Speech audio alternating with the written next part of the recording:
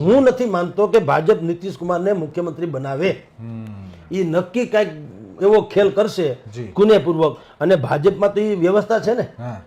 એટલે હવે બેઠકની દ્રષ્ટિએ જુઓ તો ભાજપ મોટો ભા છે. મોટો ભા છે એ કહે કે હવે માણા થાવ, કારણ કે અમે 10-15 જણા વધુ છીએ, તમે 20 વર્ષથી સત્તા ભોગવો છો, અને બીજું હવે ઓપ્શન નથી, નહીતર આય પલટું રામ છે. અલા કોક હવે આ ભાઈને જણાવી દેજો કે 10મી વાર બિહાર રાજ્યના મુખ્યમંત્રી નીતિશ કુમાર બની ગયા છે. એટલે તમને નીતિશ કુમાર જેટલા આમ જેવા તેવા માણસ લાગતા હતા ને, એવો માણસ છે નહીં. એ માણસ ખેલ પાડવામાં એક્સપર્ટ છે. બેશક બીજેપી વાળા ખેલ પાડવામાં એક્સપર્ટ છે, પણ આ એના કરતા એક્સપર્ટ છે. એ એક જ રાજ્યનો 10 વાર મુખ્યમંત્રી બન્યો, જેટલી વાર 10 વાર. અને આ ભાઈને મજાક લાગતો હતો. બેશક તમે સારા પત્રકાર હશો, પણ તમને આ નીતિશ કુમારને ઓળખવામાં હાવ કાચા પડ્યા. તમને એ ન દેખાણું કે ખુદ બીજેપીને કેન્દ્રમાં ચીપટી આવેલી છે. બીજેપી કદાચ બિહારનો મુખ્યમંત્રી ન બનાવે તો આ એનો ખેલ પાડી દે કેન્દ્રમાં.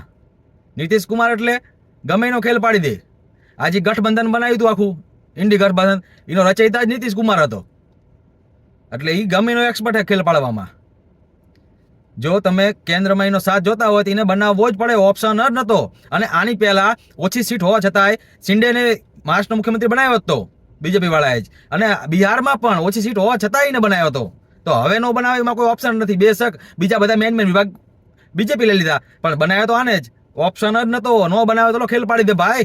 એટલે તમે આને ઓળખવામાં કાચા પડ્યા હાવ.